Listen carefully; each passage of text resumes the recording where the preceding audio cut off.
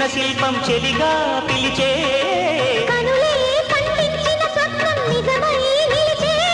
నేడు మన మమతల చరితల మనకు తెలుసుకోవా వసంతల్లా వచ్చిపోవాయిలా నిరీక్షించే